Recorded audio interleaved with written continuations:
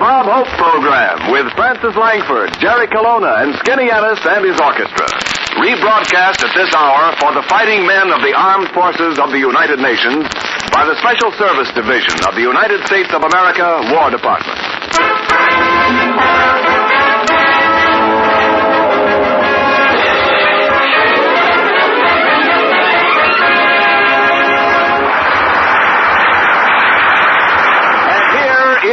Bob Hope.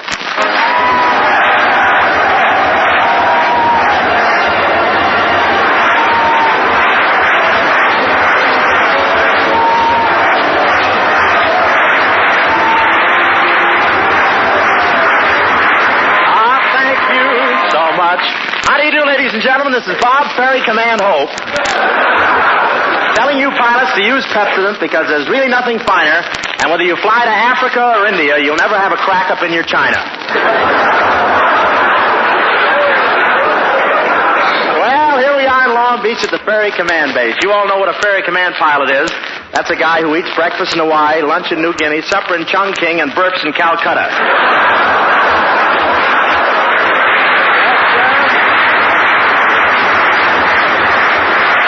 Yes, sir, these pilots in our audience are the only guys I know of who have been to more places in the world than Crosby and I have built roads to. And I'm very popular with the pilots here. I'm very popular. They showed me how to start a propeller by pushing it with my feet. It's really swell now. Of course, it'll take a little time to get shoes to fit my kneecaps.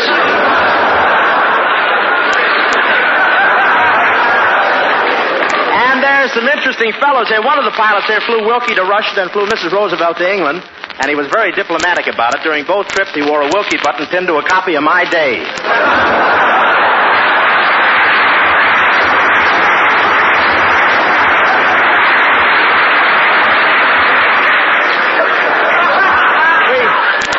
We went up for a flight this morning. When we got here, they gave me a parachute. They gave Francis Langford a parachute. Then they called Skinny Ennis over and strapped on a piece of Kleenex.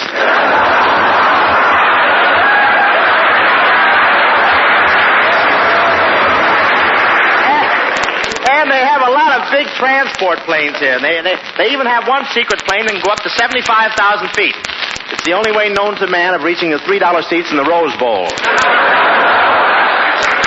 Of course, when you go to buy a Rose Bowl ticket, there's usually a slight wait in line.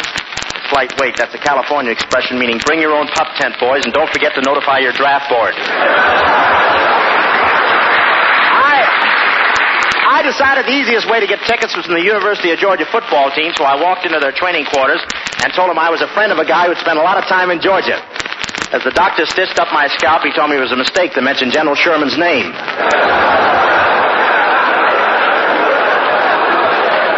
But I really love football. I have the physique of a football player, and I guess I even resemble the Georgia star, Frankie Sinkwich, because every place I go, people point to me and say, "There goes Sinky."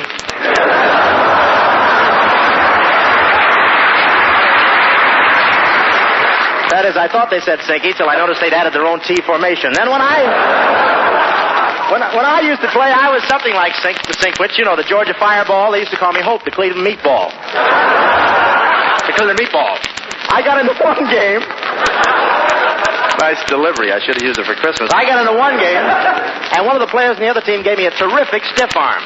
I don't know whether he did much damage to my face or not, but for 3 weeks I had to sneeze through my ears.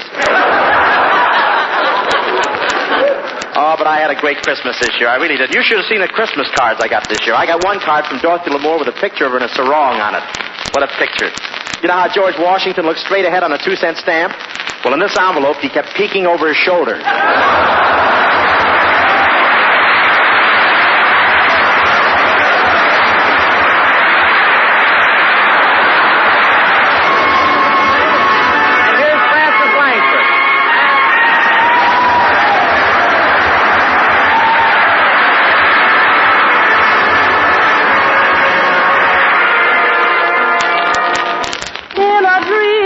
Strangest and the oddest things appear, and what insane and silly things we do. Here is what I see before me, vividly and clear. As I recall it, you were in it too. 'Twas a dream, a strange, mysterious affair, and what insane and silly things we do.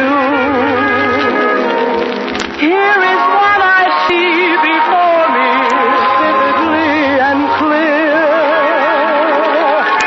As I recall it, you were in it too.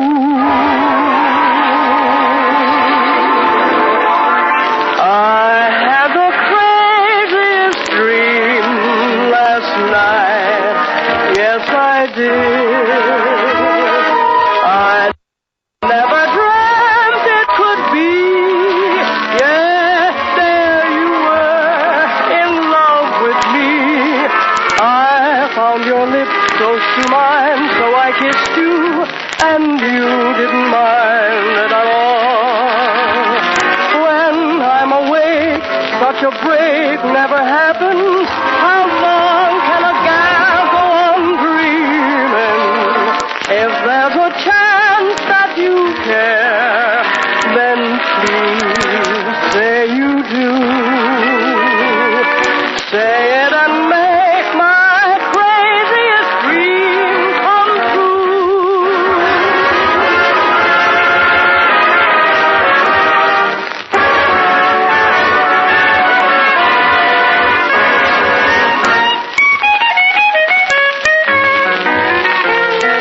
If there's a chance that you care, then please say you do. Baby, say it and make my craziest dream come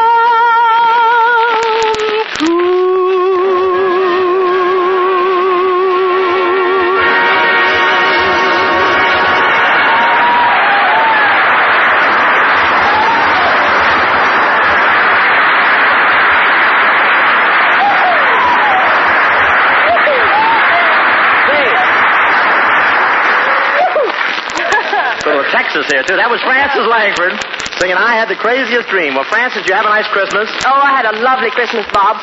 And that was some present you gave me. 3 peppermints. Well, it wasn't my fault, Frances. I almost gave you a beautiful wristwatch. Well, why did you give me 3 peppermints instead? Well, I couldn't get the iron claw to drop in the right place.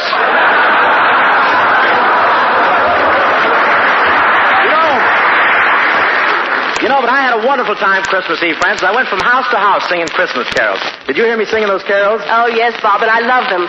Especially the one that began, "Oh, follow me, my children, and see the road to Morocco."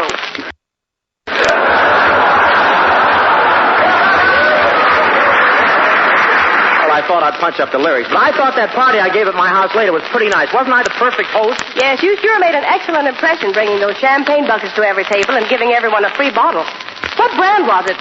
Paul Roger? No, Pepsi Cola. Pepsi Cola. But what about New Year's Eve, Fran? Oh, I'm sorry, Bob, but I've already... I'll have enough of that. Blubbering me around. I'm sorry. All right, I'll see my attorney. That's all right. I'm sorry, Bob, but I've already made a date for New Year's Eve with one of the aviators here. One of the aviators here? What has he got that I haven't got? Nothing, but he's willing to spend it.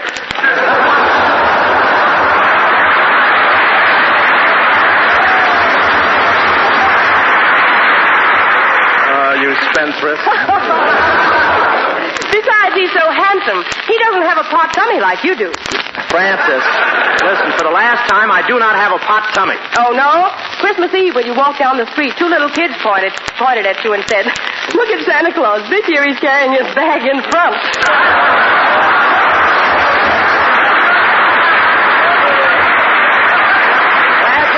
Glad you did it. Hey, well, hiya, folks. Well, Skinny, what's cooking? Or in your case, what's creaking? Doggone, there you go again, Bob. You know, I'm making a New Year's resolution about my physique. You are, huh? What is it? Well, I'm going to build myself up till I'm big and strong and I got plenty of muscle. And then if anybody makes a crack about me being weak, I'm going to haul up and smack him right in the jaw. I'll smack him right in the jaw. You hear that, Francis?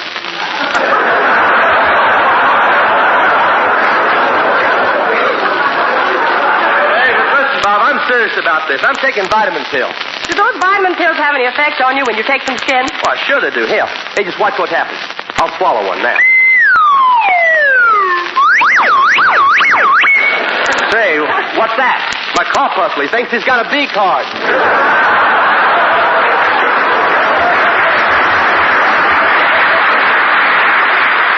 Skin, you may feel good, but you look yourself today. What's the matter? Well, he made a big mistake when he was out siphoning gas last night. You know, Francis, how you're supposed to stick the hose in the tank and inhale? Yes. Well, Skin stuck it in the exhaust pipe instead. Hey, say, Bob, I heard you talking about New Year's Eve. You got a date for New Year's Eve? Not yet, but I'm still auditioning. Say, how about... That's for the NVA club. How about you, Skin? Are you going out with your fat girlfriend New Year's Eve? No, Bob. When I take her out dancing, it's embarrassing. When the band stops playing, she keeps right on dancing. You mean she doesn't stop at all? Well, her feet do, but her average paw keeps shaking for another 10 minutes. By the light of the silver moon.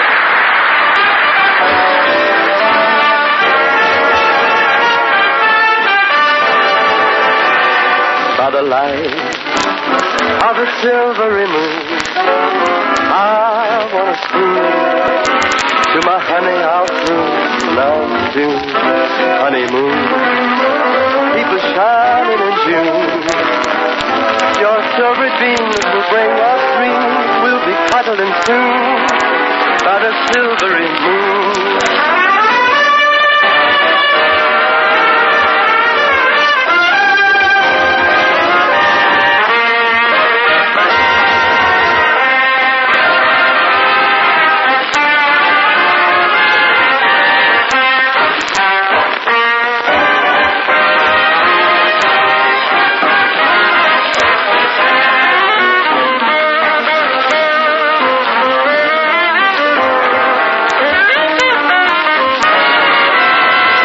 By the light of a silvery moon, I want to spoon to my honey out through love soon. Honeymoon, people shining in June. Your silvery beams will bring us dreams. We'll be cuddling soon by the silvery moon.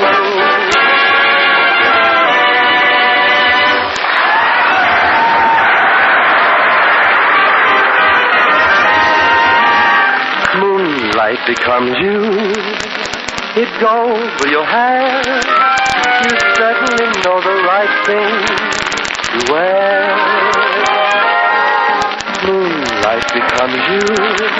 I'm thrilled at the sight, and I could get so romantic tonight. You're all dressed up to go dreaming. Now don't tell me I'm wrong. And what a night to go dreaming.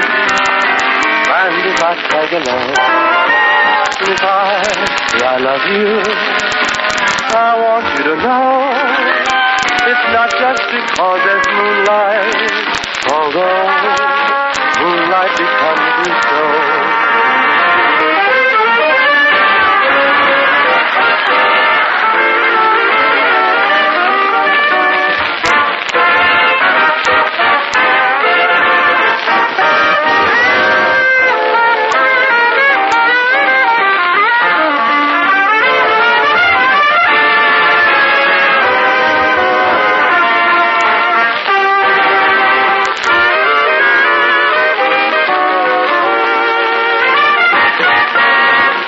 Dressed up to go dreaming. Now, don't tell me I'm wrong. And what a night to go dreaming. Mind if I tag along?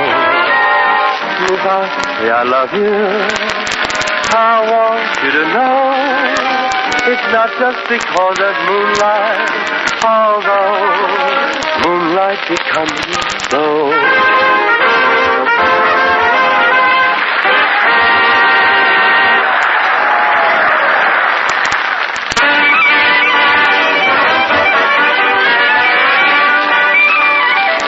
Gentlemen, as the year 1942 draws to a close, let us pause for a moment and review some of the remarkable events in the life of Bob Hope.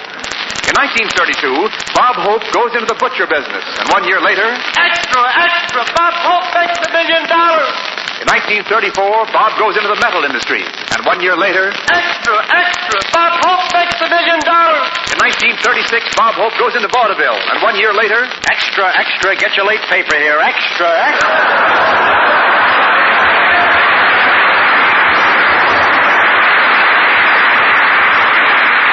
1940, 1942, the Academy Award Committee, trying to find the best actor of the year, sees Bob's performance in a new picture, The Road to Morocco.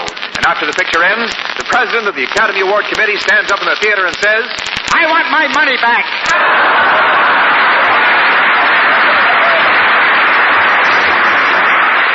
In September of 1942, Bob Hope makes a flying trip to Alaska.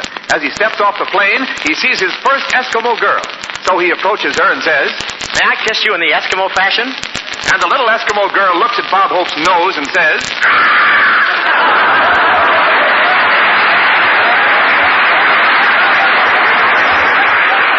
and Bob isn't the only one who had excitement in 1942. This year marked the first time Skinny Ennis went to donate blood to the blood bank. It was a dramatic moment. The doctor sticks the needle into Skinny's arm. He waits 5 minutes, 10 minutes, 20 minutes, a half hour, and then says, come out, wherever you are.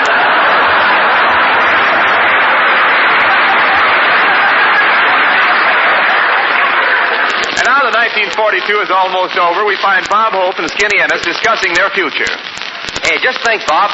1943 is almost here already. I wonder what it's going to be like. Yeah, and it's a funny thing, Skin. Every other year, people always wanted to know what the future holds in store for them. This is the first year where they ever wanted to know what the store holds in the future for them. Hey, Bob. Yeah?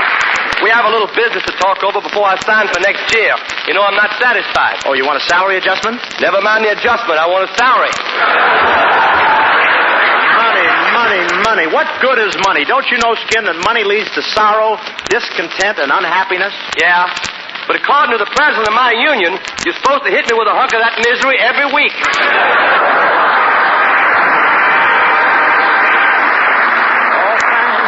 For the memory of this swell one-night stand, you treated us so grand, when after all you do the work that really rates the hand.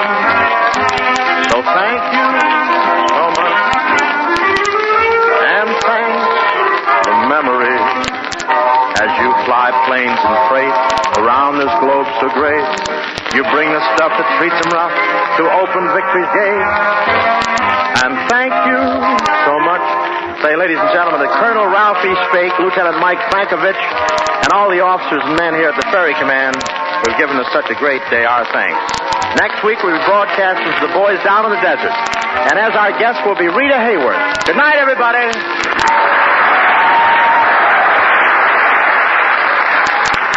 This special rebroadcast of the Bob Hope Show is presented for you fighting men of the United Nations by the Special Service Division of the War Department of the United States of America.